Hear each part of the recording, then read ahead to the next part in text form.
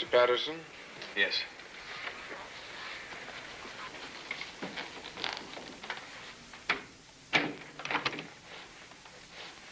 I'm Weber, the house proctor.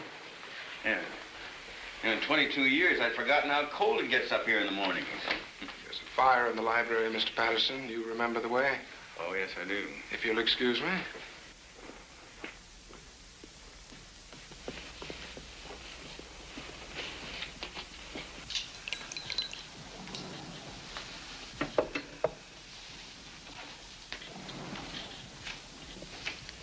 Andy?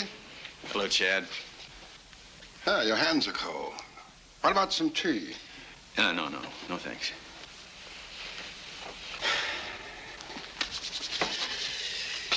Hey, it's a wild idea, initiation at sunrise, isn't it? Not so wild. The early brothers sailed on the dawn tide. Well, they were tough birds in those days. You're tougher than you give yourself credit for.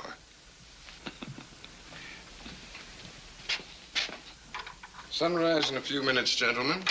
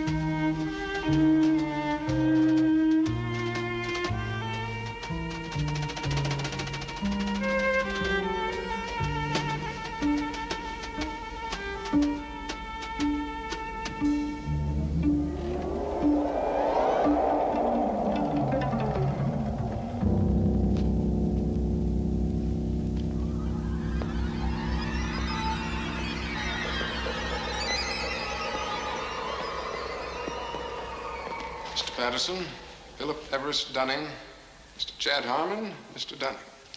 Mr. Dunning, the articles and letters of the Brotherhood.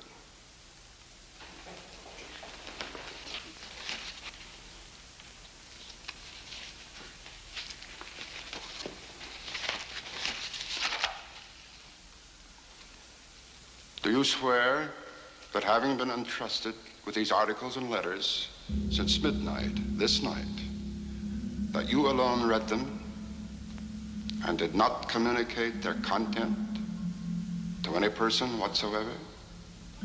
I so swear. Having so sworn,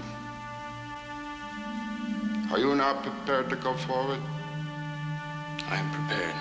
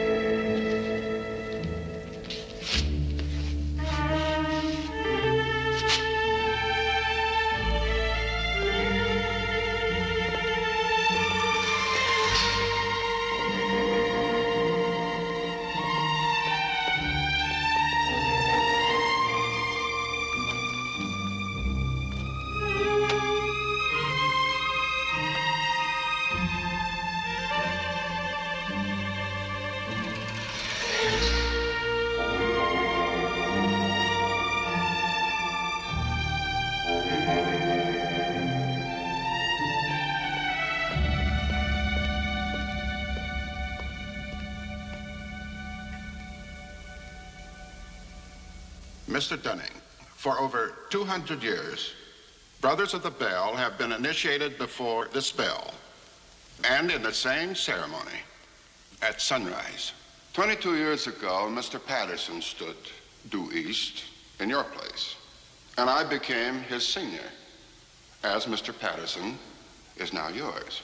One day, Mr. Patterson will stand due south, and he will induct a Brother of the Bell, and you will become senior. See, in this fashion does the Brotherhood express its continuity. It will continue long after all of us are dead. But that continuity depends upon one thing: obedience. Absolute obedience. If and when you are ever called upon by Mr. Patterson to pay your due bill, you must comply, whatever is asked of you. Well, that bill may come due tomorrow, in 20 years, or never. It'll not be a matter of money. It will be an act of fealty, of loyalty to the Brotherhood of the Bell. Now, if you require anything at all, get in touch with your senior, and he will see to it that it's arranged for you.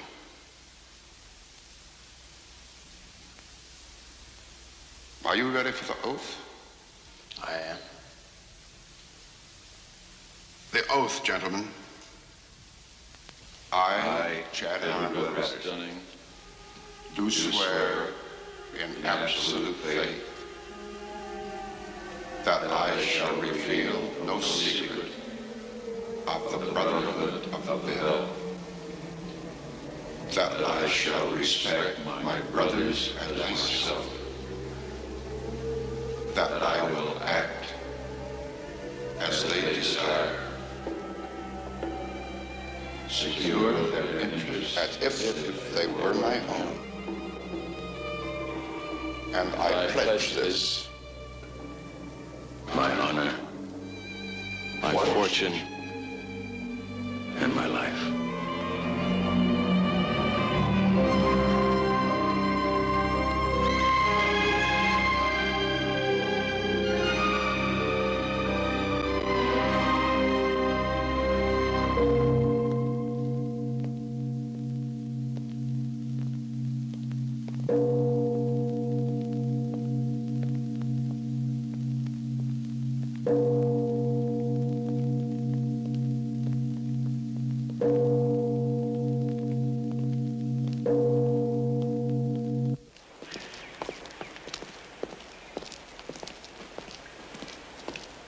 Andy, are you spending the day in San Francisco? Oh, no, I have to make the afternoon flight home. It's a pity, really. Thought we might have lunch together. Oh, by the way, drop in at this address before you leave. Oh, excuse me.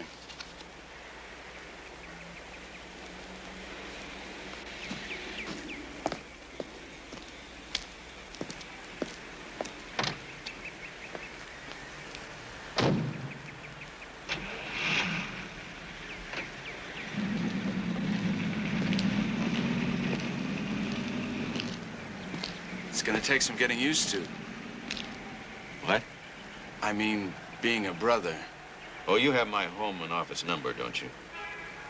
You know, I still find it incredible that I could get anything I want. Anything a man could get with money, privilege, and the best connections. You know, it just occurred to me that we're part of the establishment now. Not part. The establishment.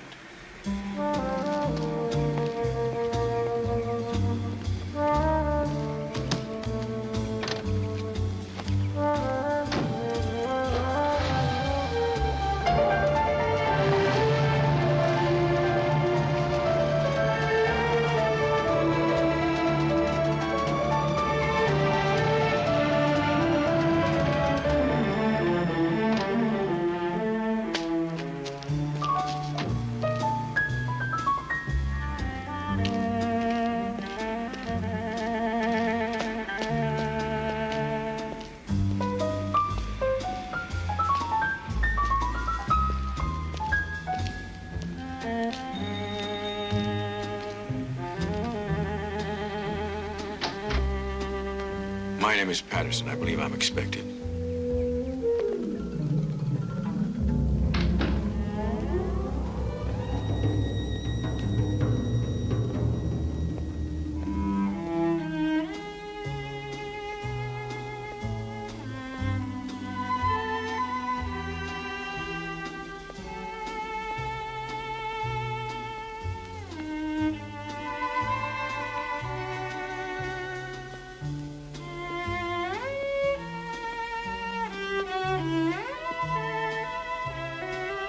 You have a card? A card? This address was written on the back of it. Oh, yes. Yes.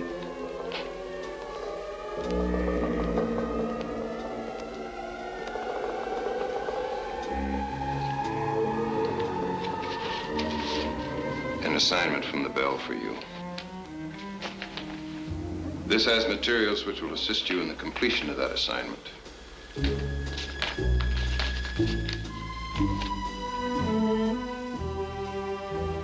Open at any time 1 hour after you've left here.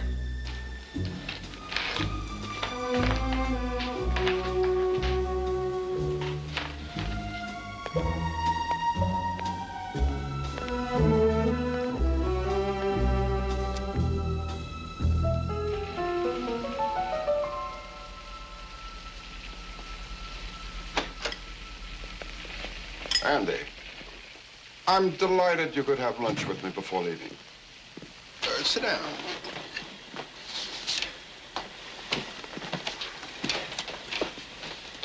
Will you have a drink before luncheon, sir?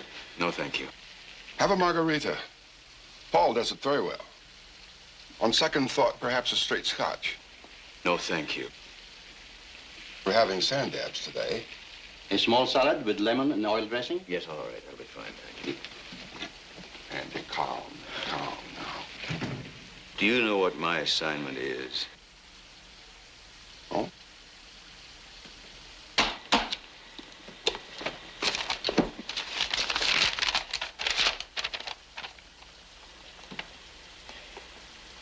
Mr. Patterson, it will be your responsibility to see that Dr. Constantine Horvathy declines the position of Dean of the College of Linguistics that has been offered to him. The Bell must want that post for someone else. Well, I understand that. Then why the frantic phone call? I thought from your manner that the Bell has asked you to murder someone. They have. The Bell has given me this file on Dr. Horvathy that contains the names, addresses, and descriptions of every person that assisted him to defect 2 years ago. This file is the death sentence for over 30 human beings if I send it to his country's embassy. Well, I presume Dr. Horvathy will see that as quickly as you, so you needn't use the dossier at all. Do you think I could send it if he refused to step down? Do you? Andy, your presence at the initiation this morning was no accident. It was a reminder of your vows of obedience. So if it comes to that, you will, yes. But why look at the worst of it? Do you know Dr. Horvathy well? Yes. Vivian and I were among his first friends when he came to work at the Institute. Well, then put it on a personal basis. Persuade him that it would be in his best interest to stay where he is. The climate is good. The Institute is congenial. He likes his associates there. Stress all the positive elements, Andy. Look, what happens if he gets kind of curious and says, why are you so interested? Huh? What do I tell him then? This discussion is becoming burdensome. You have already broken one of our rules by discussing this assignment with me, but I will pass that now. You were given an assignment and the means. Do it, Andrew. Do it. And be grateful. More isn't asked of you.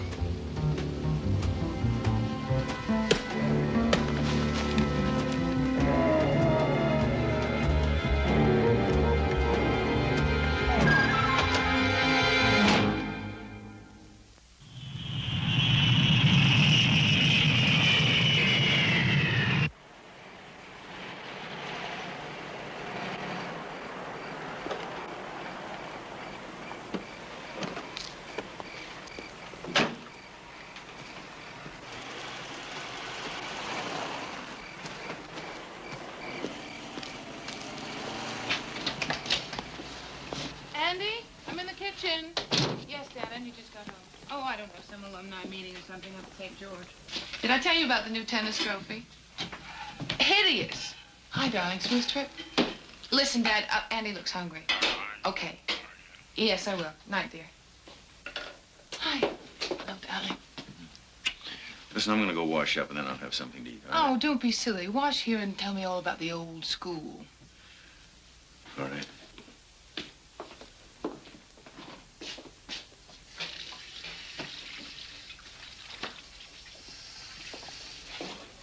Voila. Well, that's fancy. Leftovers from this afternoon's bridge game. Well, how was the old St. George? Well, the same. Oh, I know what I forgot to show you. I got the sketches for the new tennis trophy.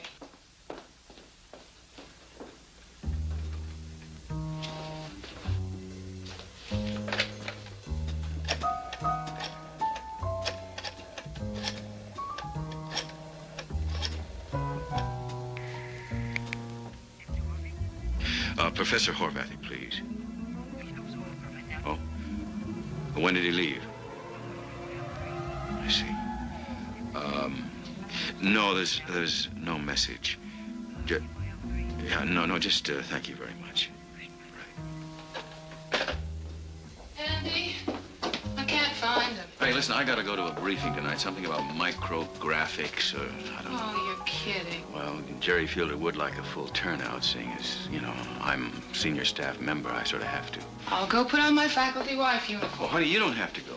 I know what the otherwise think of me, and I think I just may show up tonight and shock them.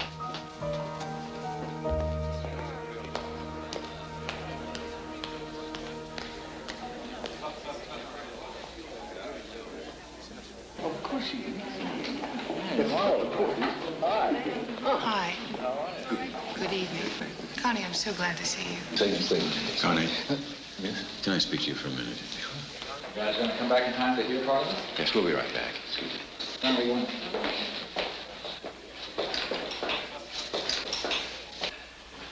I am going to miss you all terribly. Well, why leave? Yeah, why leave? Andy, you are a good friend, a dear friend. You know, for a man of my age, a European, it is almost impossible to make a new friend. Seriously. That's why I prize you so much. You know, you have told me at least a dozen times how much you like the Institute, you like the climate, you like the staff, the surroundings. Please, Andy. I mean, you're not going to like it back east. I mean, it's not like you're trying to prove anything. I mean, you're an established figure in linguistics. There is nothing you have said that I have not said to myself 1,000 times. Horvathy, I said, you are an old fool. How many times have the roots of your life been torn up? In the 20s, depression, unrest, revolution. In the 30s, fascists, Nazis. In the 40s, the war. And in the 50s, the communists. Come, let's go back inside. Constantine, listen. As a vital personal favor to me, pass up the appointment. What? Pass it up. I promise you'll have a more important opportunity. Do you realize what you are saying? There is nothing more important. Please, I beg you. Why does it matter to you so much? Why are you begging? I can't tell you. Please, on faith. Please, trust me. No. Reasons. You have given me no reasons yet.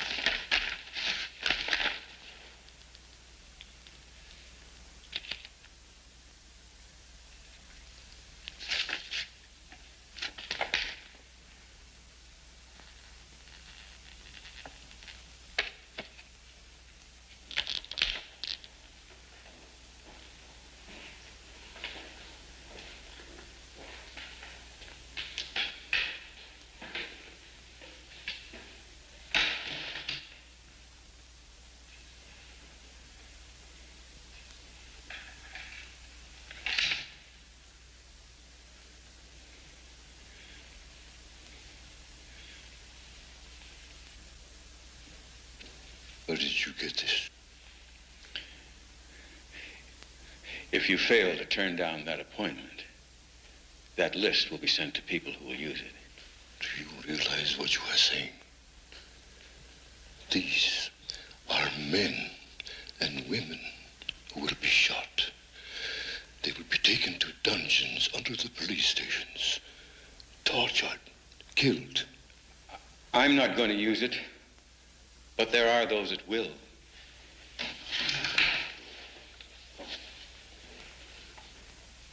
Who are you? How much did they pay you for this? How could they pay you? How? You don't understand. Now, please, please, don't make up your mind right now. Think about it.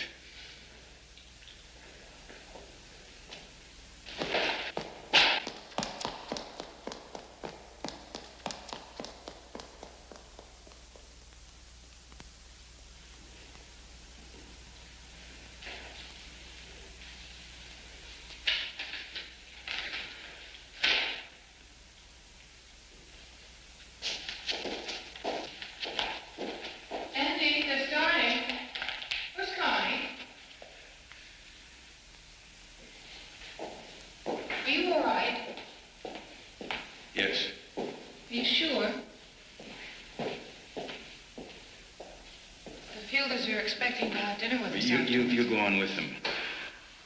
I can't.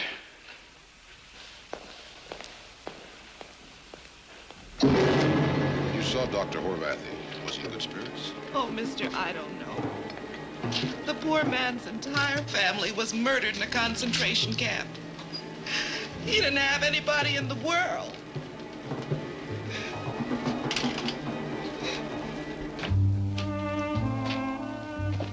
What is it? What happened? He wouldn't tell me anything until you came down. We were told that you knew Dr. Horvathy very well. What do you mean, knew him? He was found dead this morning.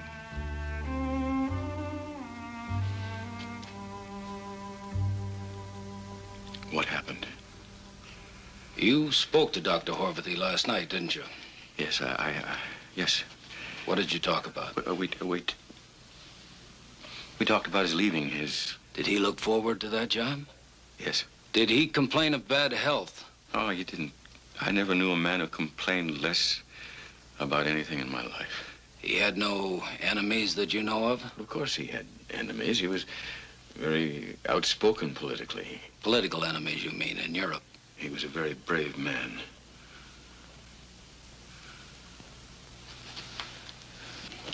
Is that all? Yes. Thank you, Professor Patterson. Have you any idea why? He left a note. I have no place left to go. It is too late to start again.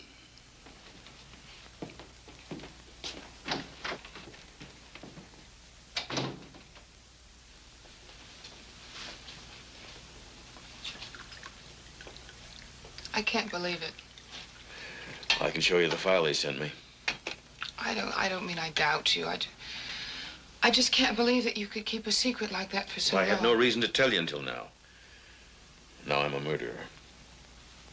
Oh, Andy, please don't say that. Don't, please. And I'm going to tell the police. Tell them what? About the bell? About your membership? Oh, I'm going to tell them what I told you. But you can't do that. You said they had a rule about keeping silent. Oh, I don't know what you should do anymore. You've thrown so much at me. I really wish... You wish your father were here, don't you?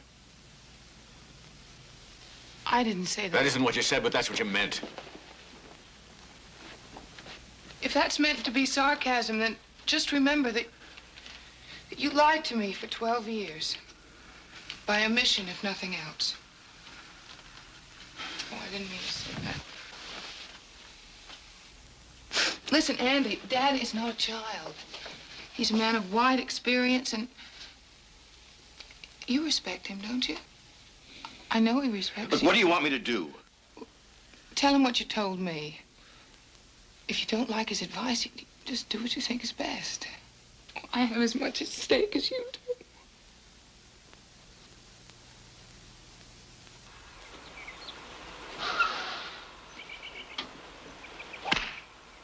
Harry? Hi. Listen, I gotta talk to you. Vivian all right? No, she's fine. She's fine. Oh, why don't you walk around with us? No, not now. Okay. Sorry, gentlemen, you'll have to forgive me. Next week, perhaps? Great, sure. Now, what is it? Health, money, or a divorce? No, none of those. Well, it can't be anything too serious, sir. What did you do with those papers? Oh, I have them right here with me. I'm going to turn them over to the police. Look, if this fraternity is as big and important as you say, and I'm not doubting you, Andy, believe me, wouldn't you do better to go to the federal government? I mean, rather than some local police department. I have a friend in the Federal Security Service. No, I hadn't thought about that. Oh, but you're right. I have a good idea from time to time. Listen, Harry, I got to tell you something. I know that in the past, Vivian's the baby in our family. I expect she'll go on turning to me when the pressure's on, as she has done since the day her mother died. But I don't want to get in your way, Andy. Truly, I never have wanted that. You see, I don't blame her, for not trusting me. Because I haven't really been completely truthful about the bell. But you see, now she's got to share the result of whatever happens. What will happen? I don't know. I know the Brothers of the Bell will punish me. See, they have unlimited powers. Forgive me, Andy, I don't think unlimited powers are so easily used these days. Not by governments or organizations. But you wait here. I'll go and call my friend. Oh, ask him if I can see him this afternoon. I'll ask.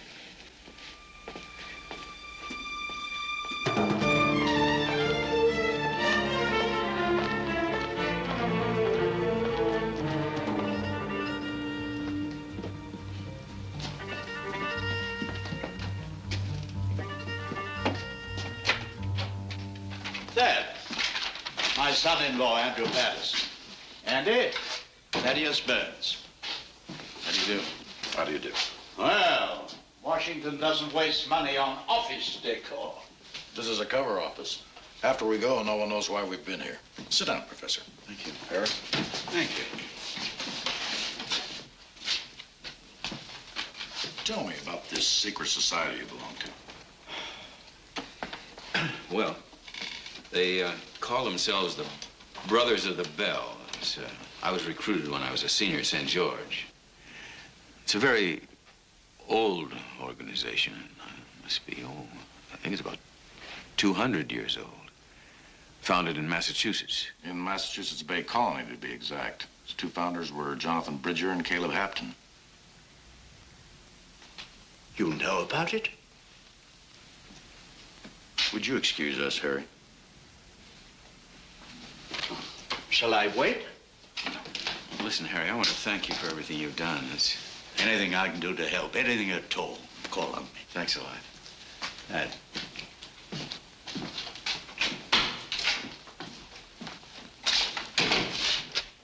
Sit down.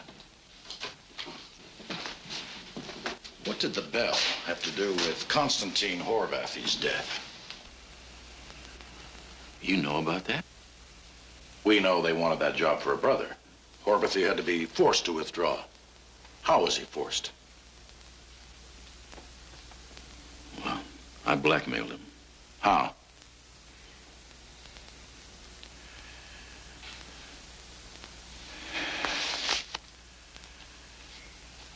With this list.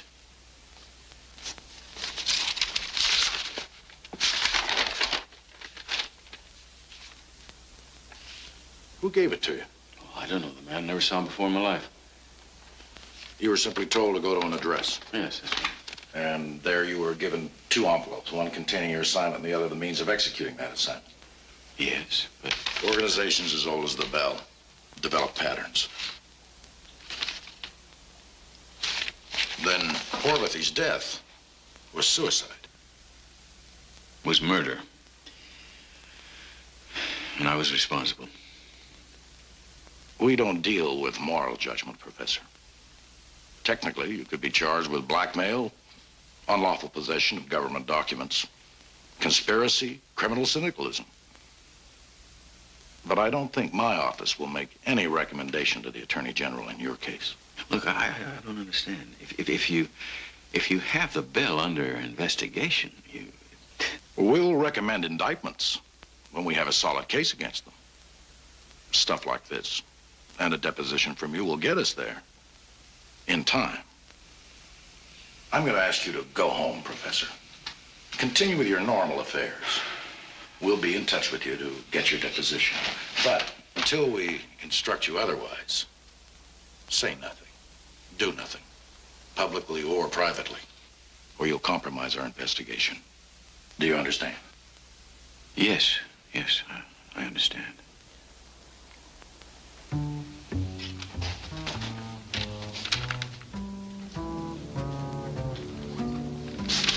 Professor, if it's any comfort to you, if this list hadn't stopped 𝘽𝙧𝙧, the Bell would have stopped him more painfully.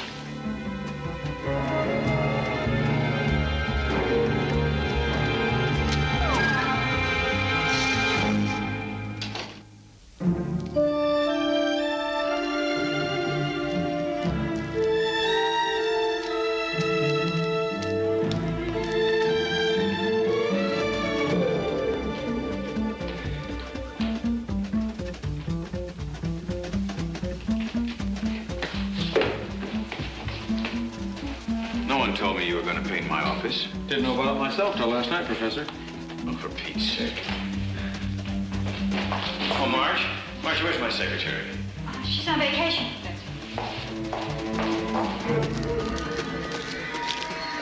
Jerry? Excuse me. Look, Jerry, I'm a senior member of the department, and I'm unaccustomed to having my secretary sent on vacation and my office closed without my knowledge and permission. Well, I'll get you another girl in another office. That's not the point. What about my papers, my files? Andy, ask me anything. Don't ask me to fight painting schedules. Take the week off.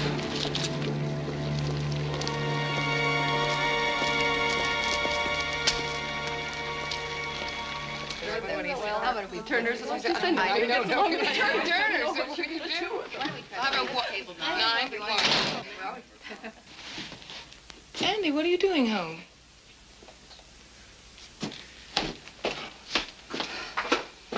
Excuse me.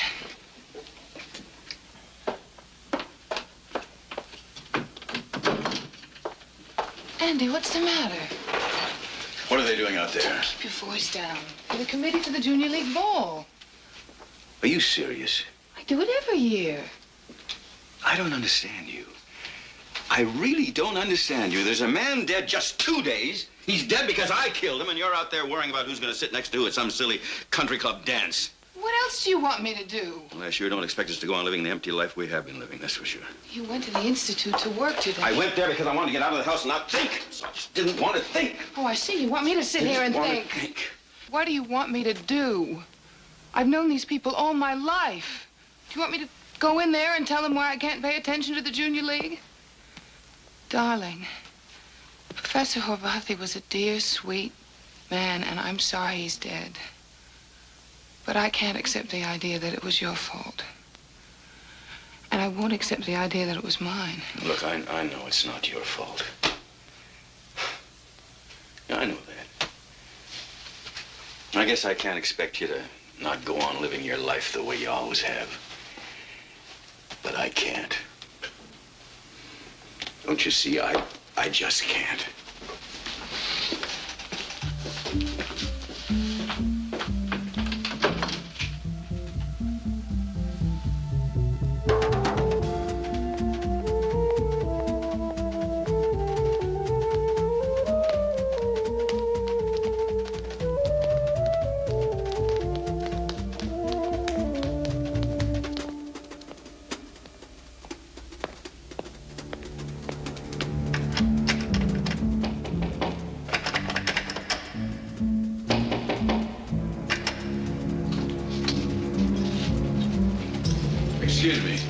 have the federal security office? No, they're on the first floor.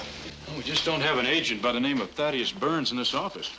I don't understand that. I spoke to him here.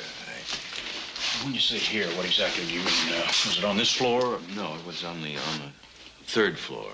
Yeah. Did you? But it was in this building. Or did you go through a receptionist to get to him? No, I didn't. It was what they call a cover office. What kind of office? A cover office. An office you use when you want to talk to people who don't want to be seen coming into government buildings. Well, when we use offices like that, we don't put them in federal buildings, and we don't call them cover offices. This is my ID card. Now, this identifies me as a special agent for the federal government. Did he show you a card like this? No, he didn't. Well, what makes you think he was an agent?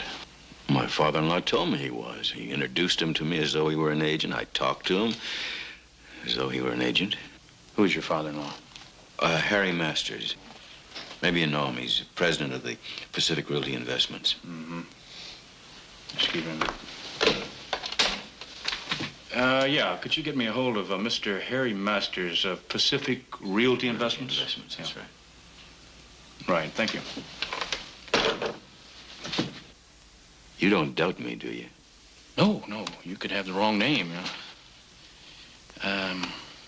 Could you describe him for me? Well, I can see. What I remember, he was, I think he was about 6 feet tall. I think he had brown eyes. Sort of, kind of stocky-like, and he had a very authoritative manner. That's about all I can remember, I'm sorry. Excuse me. Yes, Mr. Masters, this is Agent Shepard of the Federal Security Service. Yes, I have a gentleman in my office here by the name of Andrew Patterson. Mr. Patterson tells me that you brought him here to see an agent by the name of Thaddeus Burns. Mr. Shepard, my son-in-law has been terribly upset over the death of a colleague of his.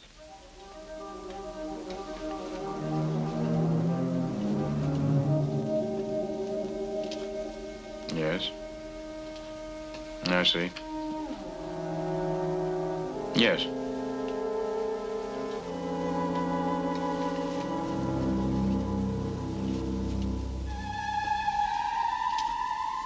Well, thank you very much. I don't think it'll be necessary for you to come by here. I think you've helped us a great deal. Thank you. Professor Patterson. Yes. Have you ever heard the name Professor Harvathy? He was one of my very, very best friends. And I was responsible for his death. Sir, do you mind if I suggest that you just go on home and forget all about this? Forget? Well, there is no Thaddeus Burns, and we have no record of your ever having even been in this building before today. What did my father-in-law say to you on the phone? He said that you were under considerable emotional stress lately, and he thought you could use some rest and relaxation. I see.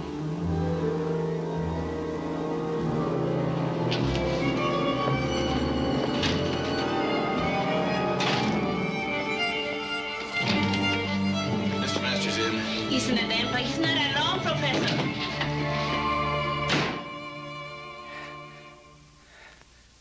Will you kindly tell me what in the hell you told Shepard? Hello, Andy. Want a drink? No, I don't want a drink. Doctor, this is my son-in-law, Professor Patterson, Dr. Louis Bauer. Glad to know you, Professor. What did you tell Shepard? We've been talking about you, son. You wouldn't be a psychiatrist now, would you? As a matter of fact, I am. Well, I can save you the time and trouble. I'm not insane. No one suggested you were. What did you tell Shepard? I told him nothing more than I've told you already, that I considered the story bizarre and wild. I also said that I thought you needed rest, perhaps psychiatric care. But you didn't tell him that the agent you took me to see did not find the story bizarre. As a matter of fact, he took the file I had to use as evidence. Andy, I thought you'd understood from Mr. Shepard that there was no agent named Burns. You did confirm that much, didn't you, Professor? was the man you took me to see? I never took you to see any man. You're a damn liar, Harry.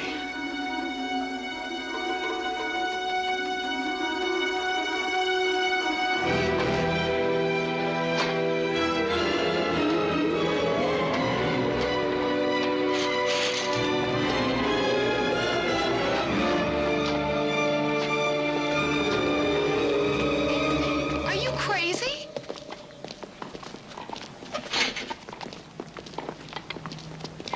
We're in the middle of a game. Your father took me to the federal building in Los Angeles to meet an agent named 𝘽𝙧𝙚 𝘽𝙧𝙚. Now, we talked for about 20 minutes. I gave him the file I had, along with my instructions from the Bell. You already told me that. Your father now flatly and absolutely denies he ever took me into any federal building in Los Angeles or that he ever knew any agent by the name of 𝘽𝙧𝙚 𝘽𝙧𝙚. What? He didn't lie only to me.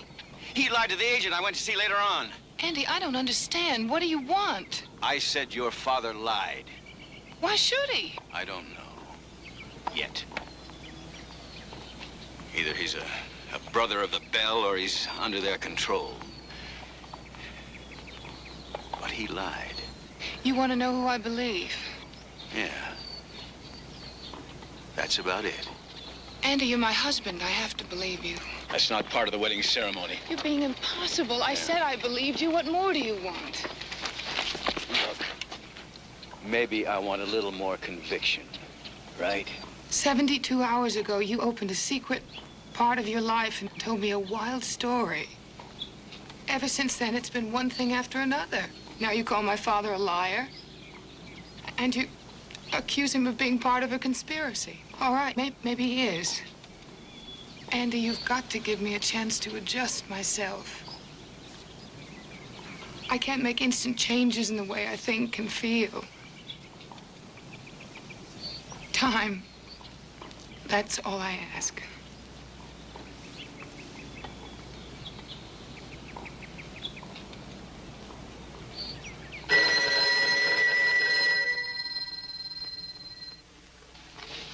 Yes. Well, Jerry, this is Andy. I can't talk to you now. I'm swamped. Listen, Jerry, I have kind of a problem, and I'd like to discuss it with you. I'm going to have to cut you off. I have a desperate situation here. Come on, get me off the box and pick up the phone. I'm in trouble. I want to talk to you. I'm sorry, Andy. We've been going very hot and heavy here, but I'm not going to be able to talk to you until tomorrow. Now, I have to be firm about that, and I mean rock firm. In the morning. Late morning. And practice being brief. I'm sorry. I don't mean to be short with you, Andy. Kiss Viv for me. That's not like Jerry at all.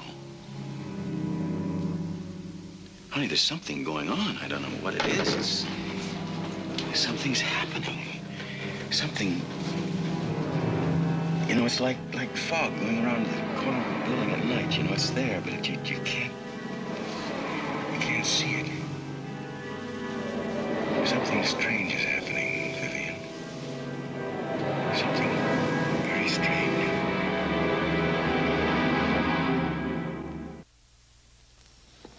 I'm sorry that I was so abrupt last night, Andy. We were on the panic button here. Panic? The fact is, I was being evasive because I was stalling in the hope that the news would be better. What are you talking about? The Ewing Foundation has taken a brutal 20% cut in our funds. Who's going? They insisted that we let your department go first. That's a bit of an overkill, isn't it? Considering that I'm the only one they're out to get. My dear Andy, a normal amount of vanity is essential. I think you're going a little bit far. Trustees of the foundation, unfortunately, are very often arbitrary, but I don't think for 1 minute that they cut our budget to get rid of Professor Andrew Patterson. Oh, that's what you'd like the world to believe, but I know better. Oh, I think they'd dismiss 41 people to cover my dismissal. You're really in earnest, aren't you? You honestly believe that the foundation is out to get rid of you? You see, I'm not guessing anymore. I know. The question, though, is, how deeply are you involved? Are you a brother of the Bell? What? What college did you attend? I've heard of non-sequiturs. No, just answer my questions. Did you attend the College of St. George? I've attended over 6 colleges, Andy, as an undergraduate and as a postgraduate, both here and abroad. I think that you'll find those academic affiliations in my biography in any recent edition of Who's Who. I don't think that you'll find the name of St. George on the list. I don't care what it says in Who's Who. I think you're lying. I think you're just as guilty of Dr. Horvathy's death as I am. Andy, I've talked to your father-in-law, and he's told me about your feelings. I think... May I recommend... A good psychiatrist? How many does it take to have me committed?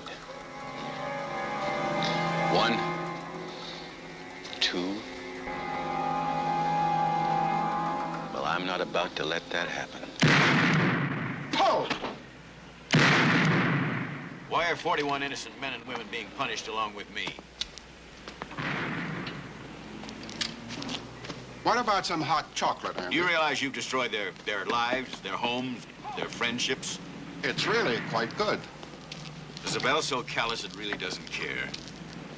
Now, people generally find a way of mending their lives one way or another. It really doesn't matter to the bell, does it? Well, I resign from the bell. No, Andy. You had your option 22 years ago, and you elected to come in. We accepted you, granted you all the benefits of the Brotherhood. Benefits? I never asked for anything. Are you truly ignorant of what the bell has done for you? You know that first bid your father's firm won? What about it? A little piece of a big highway. Yeah? Won by a small contractor. That's right, that's right. The start of Patterson Engineering International. Yes? The bell gave your father that contract? Yes. In 22 years, your father has become a multimillionaire, thanks to the bell. In 22 years, Mike Patterson's company has never lost a bid, a contract, a negotiation. Do you think that was all good luck? Just brilliance on his part? And you, Andy, you have received every option, every fellowship, every post you've ever wanted. I competed for them. If you prefer to believe that. Look, I know what I earn myself. I know what I owe the bell, what I don't owe the bell. Believe me, Andy, you have never competed for one thing in the past 22 years since you first took the oath at sunrise. I paid my due bill. Constantine Horvathy is not going to accept the appointment. That was my bill, and I paid it. But you did break the silence, didn't you? Well, I'm giving the bell fair warning. If they try to harm me or my family, I'll break the silence so hard it'll be heard halfway around the world. No, Andy, you won't be speaking louder and louder. In fact, I am certain we shall be hearing less and less from you as time goes on. Paul! My father in? Yes, Mr. Patterson.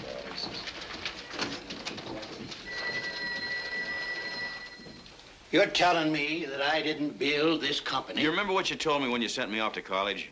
Know the right people and you can go anywhere? And the right people send their sons to St. George? Well, that was only an expression. No, you were right. Oh, you were absolutely right, because that is the place where you joined the bell, and the bell made you a millionaire. Well, this generation gap is too much for me. I'm accustomed to kids who hate the world they didn't make, but you're telling me that I didn't make it? That you had it made for me, as if I were some sort of a zombie, or if I were the son and you were the father? Look, I don't mean to put you down or demean the work you've put into this firm, but the bell made this family rich, and the bell's out to destroy me. You don't believe me, do you? Oh, come off of it, Andy. Have I ever doubted your honesty? Your sanity, perhaps, but you wouldn't lie to your old man unless you were crazy. Are you? Do I look it? No. No, you don't. But you're putting a powerful strain on my mind. Well, you've heard of insiders dealing with each other, haven't you? Well, sure I have. And I've seen it. Can you imagine the amount of smug, self-satisfied, fat cat feelings they must enjoy to have the gall to tell us what to do? Well, I'll see him in hell before I'll let him get away with this. What are you going to do? Well, I've helped in the election of a couple of congressmen and a senator or two. They'll find out they're not dealing with shoe clerks. Now, wait a minute. You won't know who you're talking to. Now, I haven't figured out yet how to fight them, but I know I can't play their game. All that behind-the-scenes influence. You see, it's just too powerful. But believe me, I'm going to fight them. And I'd like you to sort of stand by and be my reserve. I suppose that's a polite way of telling me not to stick my nose into it, hmm? Without letting my Irish carry me away? My flesh? My blood? My fight? Yes, but let me start. And if I need help, I'll call on you. If you need help, you call on me. But don't try to fight them alone, because I know them better than you do.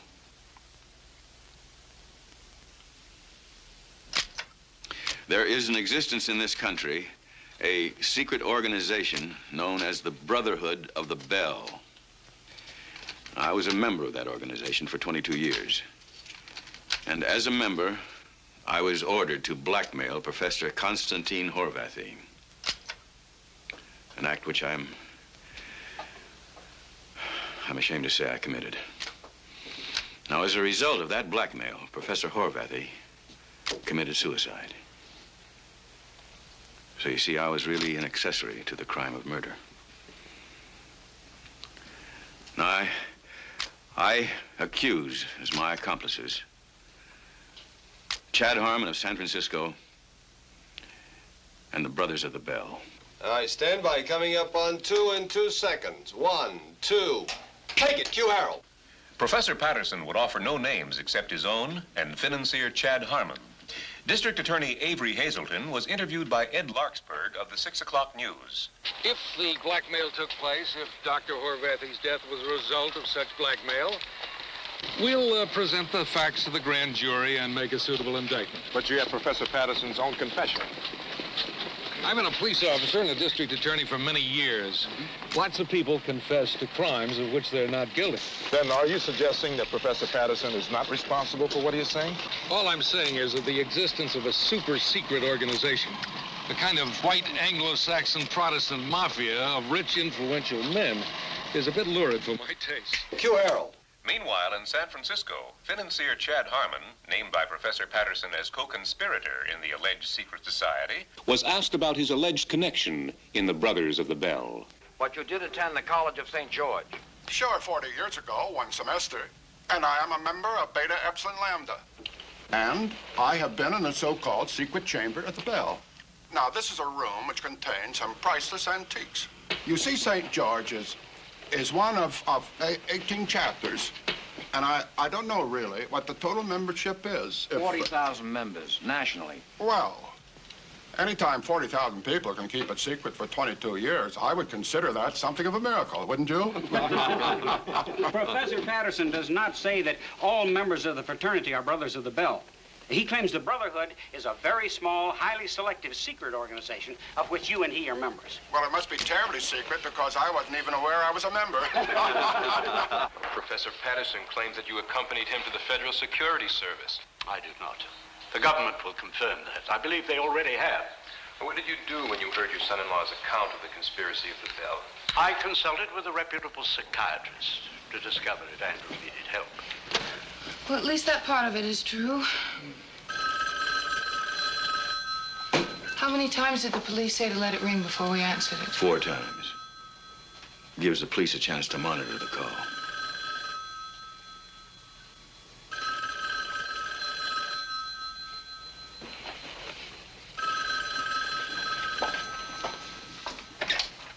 Hello? Oh, hi, Dad. It's fine. Yes, he is. You want to talk to him? Hold on. Look, I don't want to speak to your father. It's your father.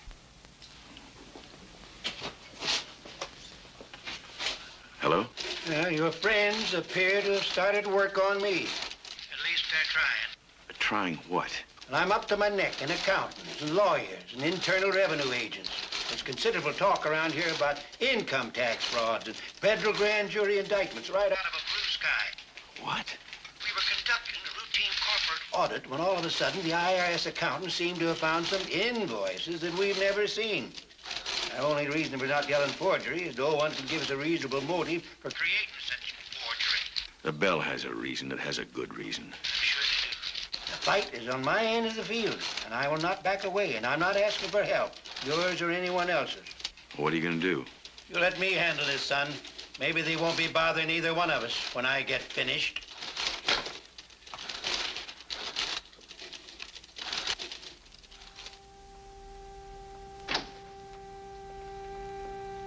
Mike, what are you doing here?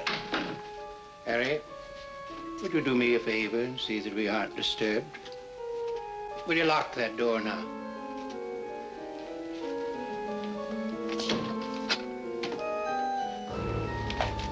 Harry, let me tell you something. I don't call press conferences like my son.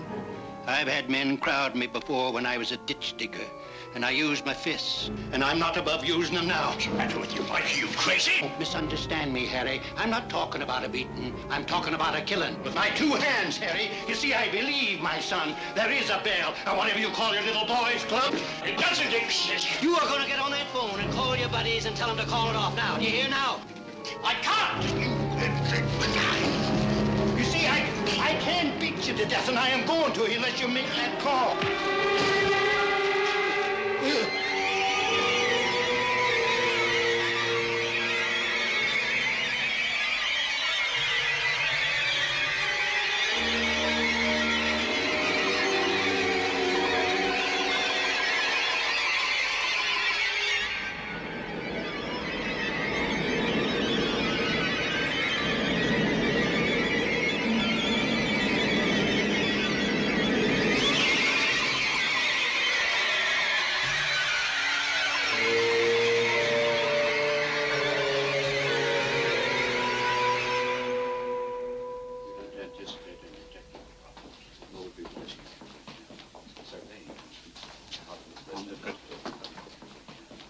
I'm Andrew Patterson. How's my father?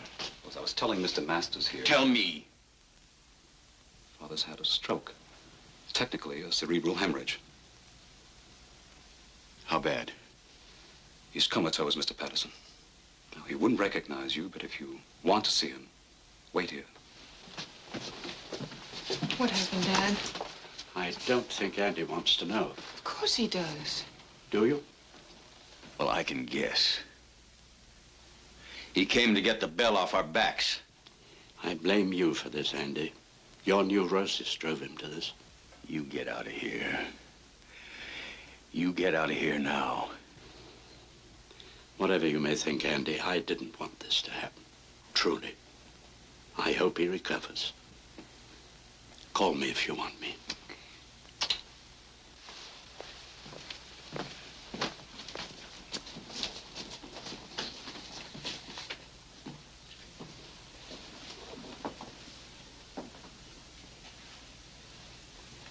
Mr. Patterson?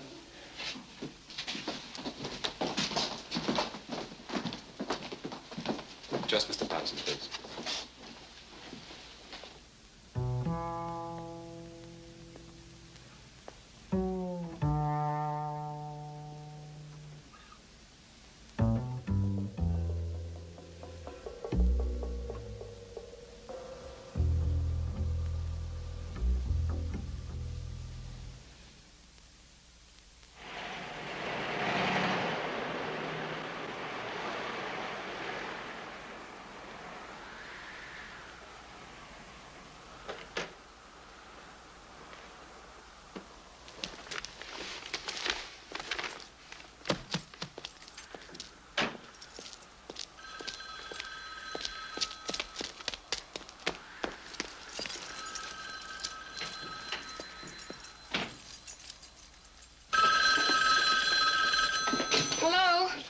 Oh, hello, Andy.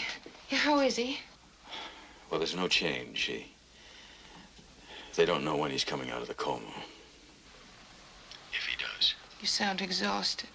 Well, it's just that I feel so responsible for what's happened. Oh, darling, please don't talk like that. Do you want me to come back to the hospital? Oh, no, Vivian. I'd like to be alone with him. I know it sounds like I'm shutting you out, but... Don't explain to me. I understand. Just stay with him. Vivian? What's that? What happened? Nothing, darling. The light just burned out in the kitchen. I was a little surprised. I feel a little foolish standing here in the dark. Well, you're not alone, are you? I mean, this isn't Margaret's night off. Now, darling, please don't fuss. I'm perfectly all right. I have neighbors on both sides, and I'm a grown woman, and I don't frighten easily. Just stay with him. I'm sure everything will be fine. We all will, darling. Okay. Bye-bye.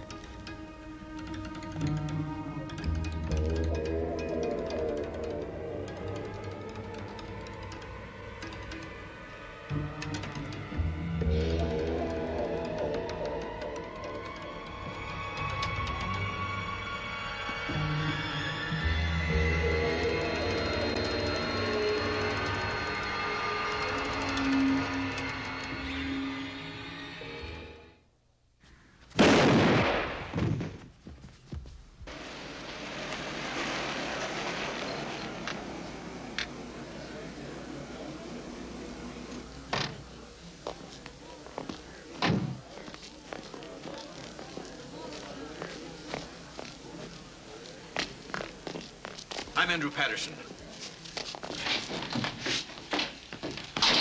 Are you all right? Did they identify the man? Who is he? It's Baxter. Mr. Baxter. Baxter? You mean our next-door neighbor? Evidently, your neighbor thought there was a prowler in the house. I was using a flashlight when the lights went out. You remember I was talking to you on the phone when it happened. Oh, thank God I didn't kill him. Oh, it was one of those mix-ups. Good thing it didn't turn out any worse. Are you satisfied with Baxter's story?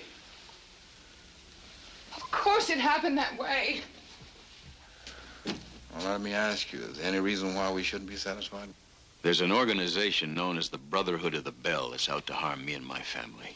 Please don't go into that. It happened exactly the way the police said it did. It was a mistake. It was a mistake on my part, and it was a mistake on Mr. Baxter's part.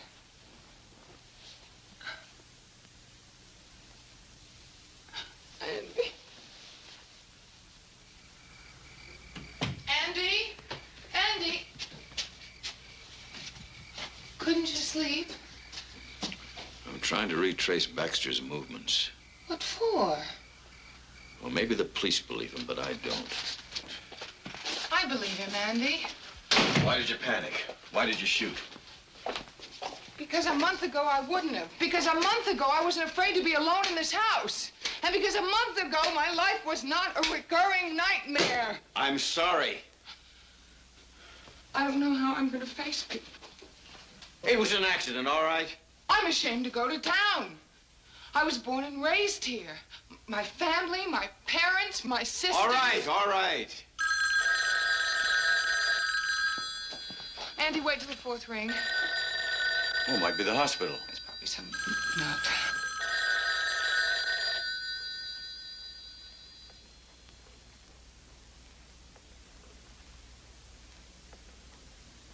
You see, it was.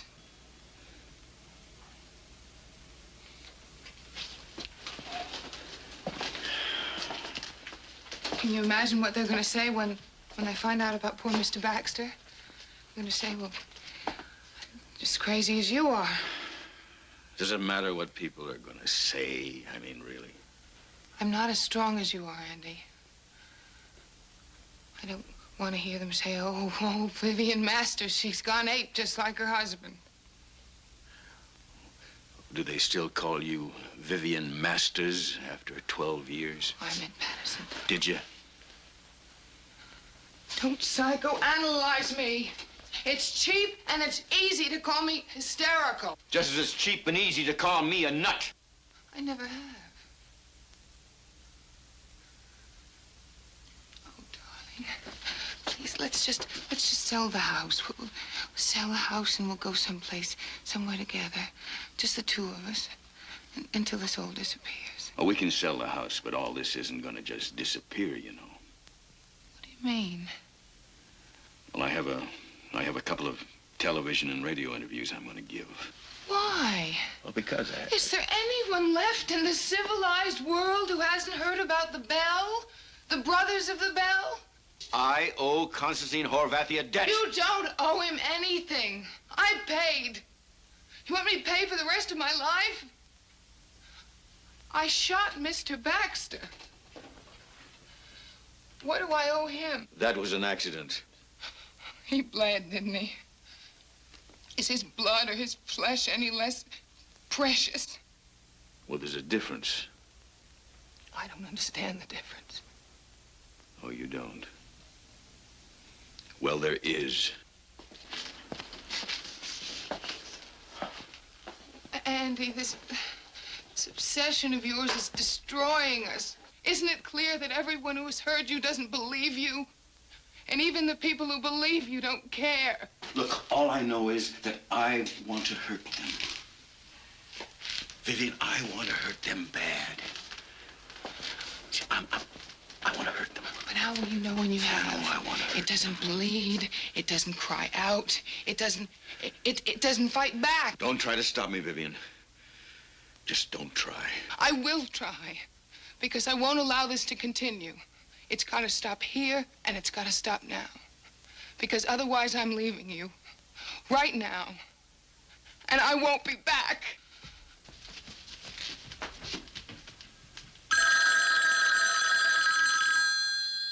All right, go ahead, you lousy creep.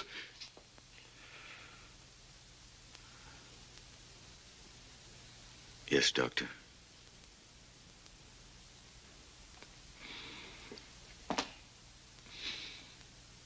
I know you did the best you could. I know. Listen, I'll make the arrangements, you know, all the necessary arrangements.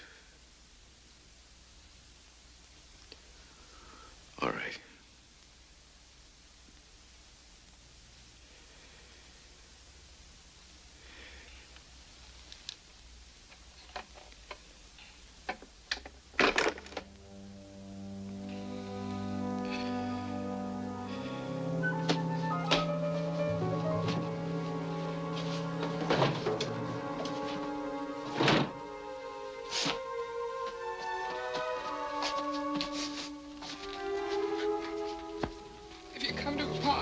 forget it. Andy, why must you be so stubborn? My father can get you another job if that's what's worrying you.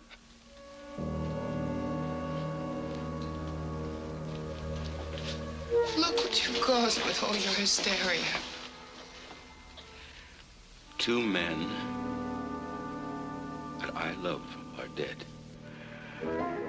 Not because of my hysteria, as you call it, but because I bought a lie. The lie that you can get something for nothing. Well, you can get nothing for nothing. Not even you.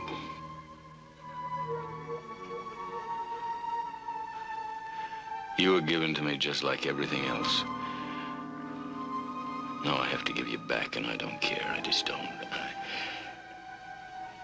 I don't want you anymore.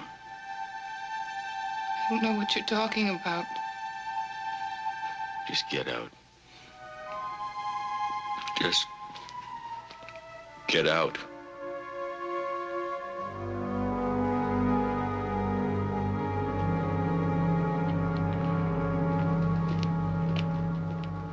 Well, what have you and Professor Patterson decided, Bob? Bart, this is a cheap cop-out. I'm sorry. I'd sue him for every nickel he's got. Look, I changed my mind. Take it easy. What do you mean, take it easy? I didn't sign anything, did I? Bob, why don't you sit down and rest your ulcers, huh?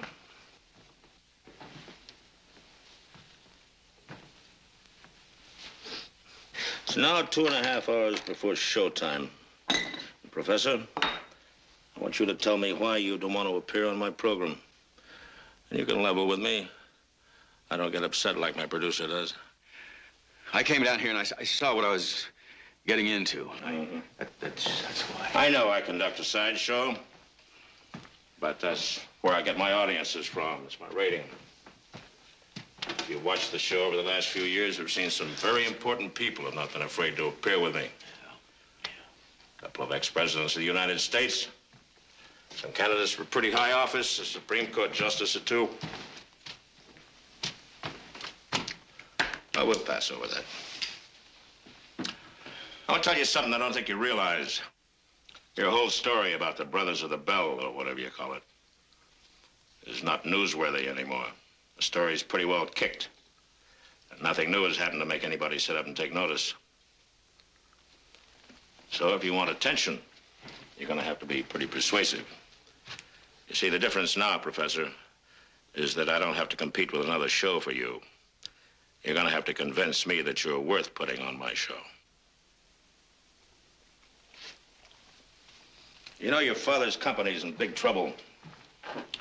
What did the SEC decide about Patterson International stock, Bob?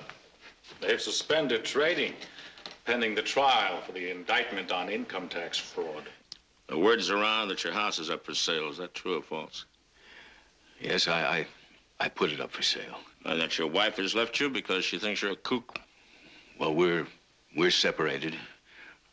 But the reasons are our business, nobody else's.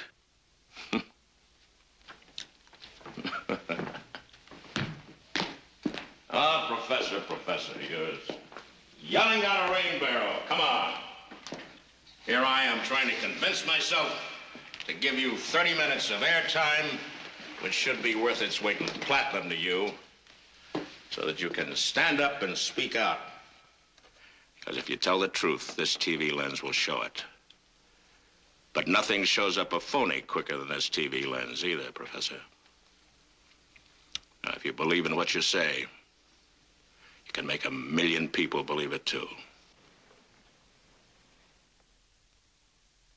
This organization was responsible for the death of Constantine Horvathy. It was responsible for my being dismissed from the Institute.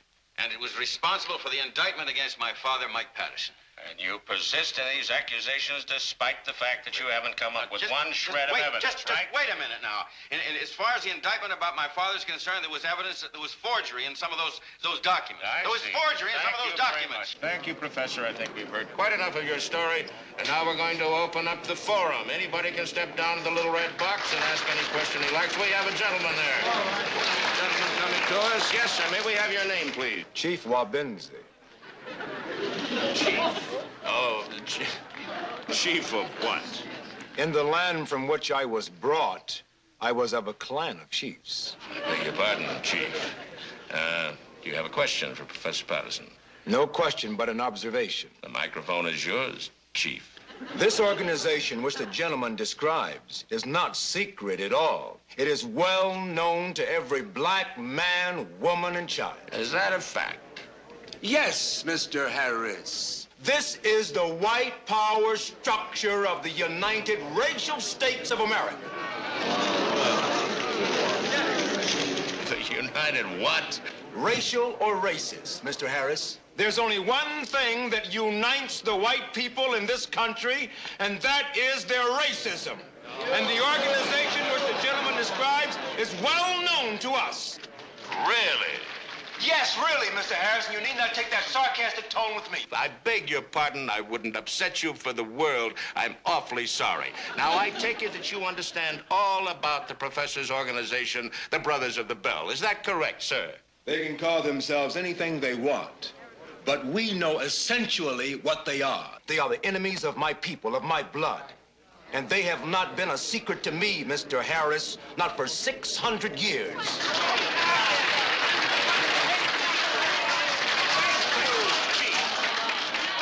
Thank you very much for your kind words. You may sit down. All right. Anybody else for the forum? Huh? Ah, here comes a young lady.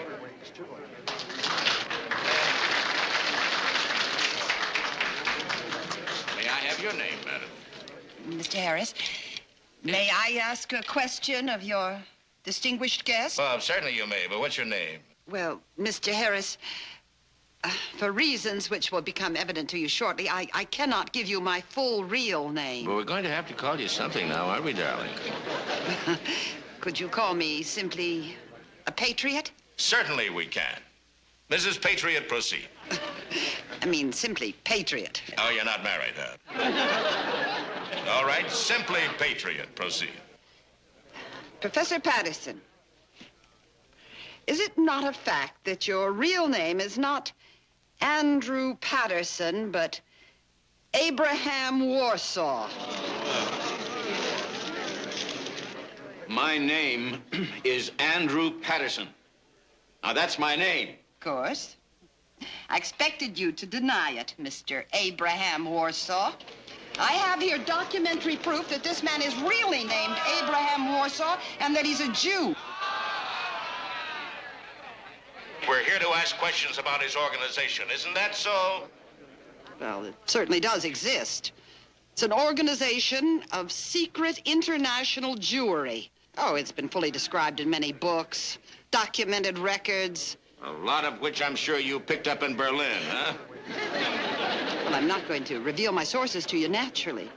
Well, I mean, after all, these people are out to kill anyone who would expose them. But if you desire, I could give your viewers a post office box in Pasadena where they can get literature that exposes this organization of Jews and their hirelings. It's post office box.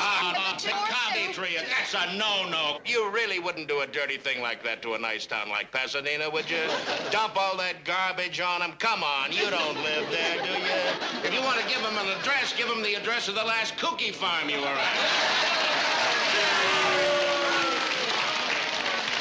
Couldn't they write to me, care of you, Bart?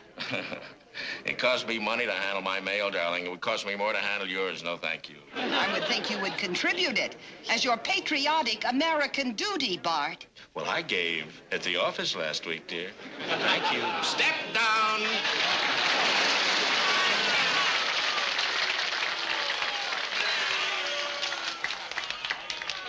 All right, quiet down a minute. I want to say something. You want to hear a thought that just occurred to me? I don't think our Professor Patterson is part of a Jewish conspiracy or part of a white power conspiracy, but he is part of a conspiracy.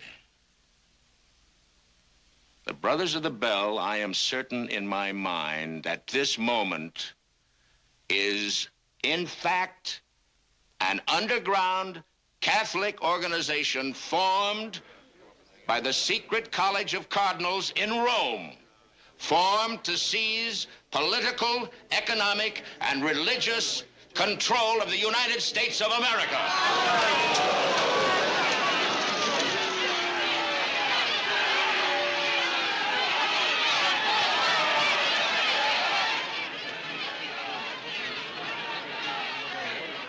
About the bell, all right? We refer to the bell as the Great Bell of St. Peter's in Rome. Therefore, we are not dealing with a Jewish plot or a white power plot, but a Catholic plot.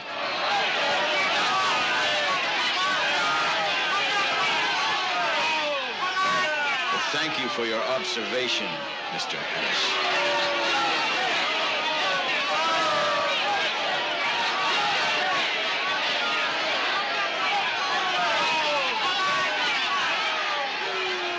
Dum-dums really believe what I just told you? Well, I've got one real opinion anyway. And that is that our friend, the professor, is an idiot. Like all you idiots who stumble down to that stupid red box and proclaim conspiracy everywhere you look. The truth of the matter, Professor, is that you lost your job, your wife ran out on you, your father's company faces financial ruin, and your father had to die to escape a jail sentence. Isn't that right? All those things are the work of the bell. Oh, sure they are. Anytime anybody lowers the boom, it's somebody else's fault.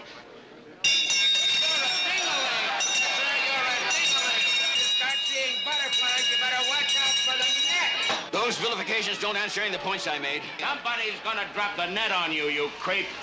I can understand why those meatballs believe in you, because they're sick and ill-educated and stupid, and they haven't got a thing in the world to believe in. But when somebody as well-educated as you, as fat, as protected, as privileged as you are, starts to yell conspiracy, you make me sick. This country gave you everything you ever had, and you ought to get down on your knees and thank God for every day of your life, rather than throwing garbage on the flag and the government and the decent people who are trying to do what they can to keep it that How way. much did Harmon and his gang, how much did have those brothers pay you to do this? You're making Or are you a accusations. brother too? Did you go to the college of St. George? You answer that question. Yes, these are accusations you're making. These are accusations. I haven't lost a slander suit yet. Did you graduate from the college of St. George? Answer that question. You answer that question!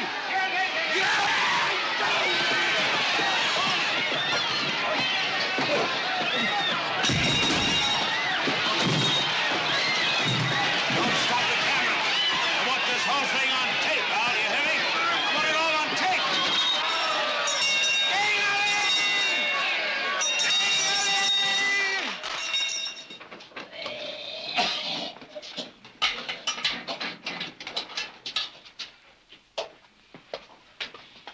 Patterson?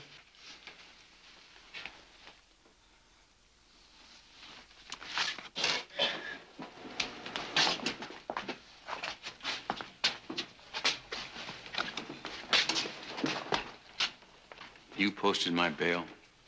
Yes. I pulled some strings to get you out an hour earlier. The newspapers are going to get a picture of you sooner or later, and I thought you might look more presentable later on. Come on.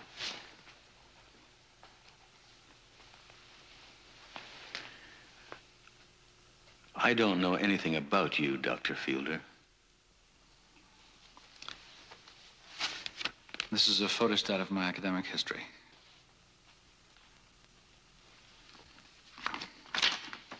You won't find any mention of the College of St. George. I posed two possibilities to myself. One, that the cut in funds made by the foundation was completely arbitrary. And two, that it was not and had a hidden purpose. The purpose was to get rid of me. Yes, I agree. The Ewing Foundation told me that the cut in funds was made at the direction of their bank. And the bank told me that it was against their policy to disclose who decided what they did. However, I threatened to make an issue out of it. Tell me something. How many members of the investment committee were alumni of St. George? One, the chairman. I don't think that constitutes real proof. But I began to get other signals. Such as? I felt honor-bound to help all those who had been separated as a result of the cut to get comparable or better jobs. I succeeded in every case except mine. It was as though your name was on an invisible national blacklist. It is. You two are going to be up till all hours, so I'll say goodnight. Andy, why don't you sleep here? Oh, no. Listen, Betty, if I stay in this house, it'll bring you nothing but trouble, you and your family. It's just no good. You're staying. No, it's... Jerry agrees with me. See you in the morning.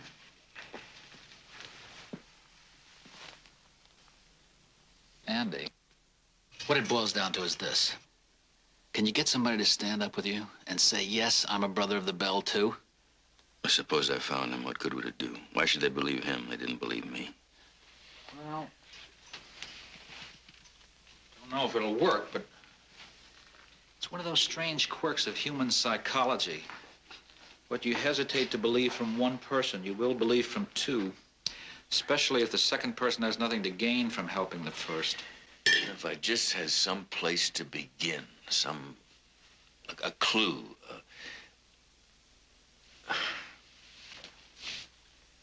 Come on, why don't you get some sleep? We can do this again in the morning. Come on.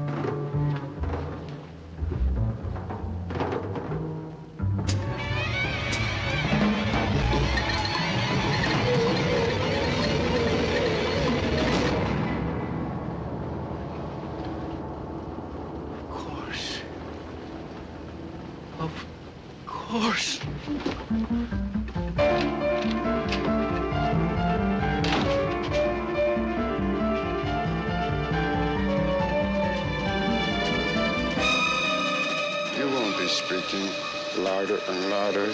Andy, this obsession of yours is destroying us.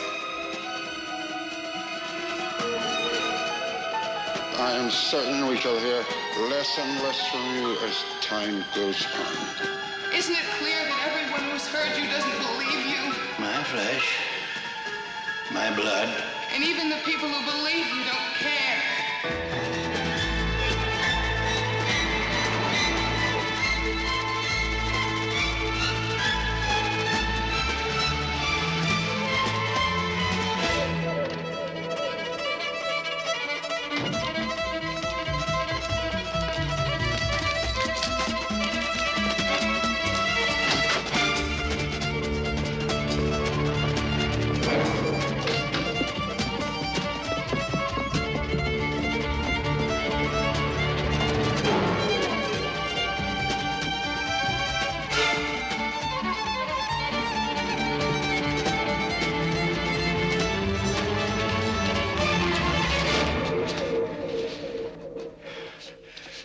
Please, I just want to talk to you, that's all.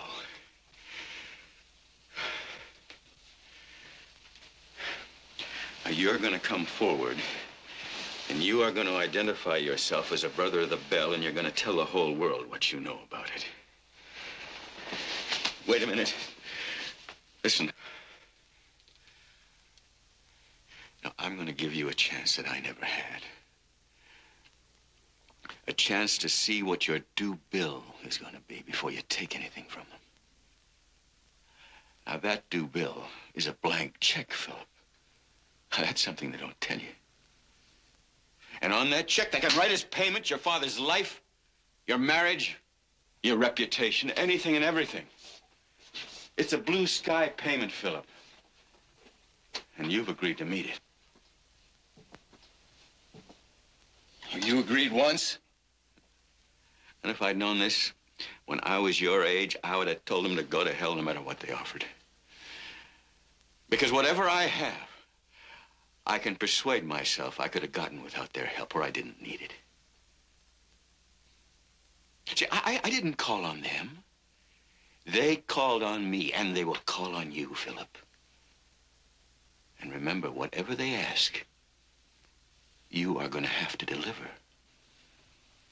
Have they told you why they're out to destroy me and everyone around me? Have they?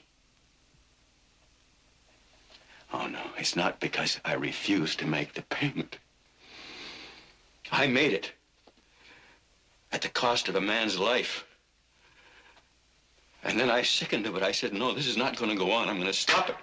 I'm going to break it. I'm at war with them, Philip. You see, you either got to be at war with them or you're in their service. They won't allow anything else.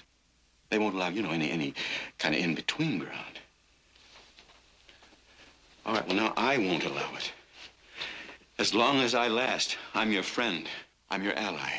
I'm your way out of the bell. You see, you don't owe them anything. All that mumbo-jumbo spoken downstairs, that doesn't make you a brother. They've done nothing for you. And you've done nothing for them. And now you can escape them. You can escape them using me. Me is your way out, Philip. But when I'm gone, there'll be no escape. Come with me, and you're free of the Brotherhood. You won't owe them anything. We'll catch the noon plane, you know, to Los Angeles, you and me. You're my last chance, Philip. And I'm your last chance.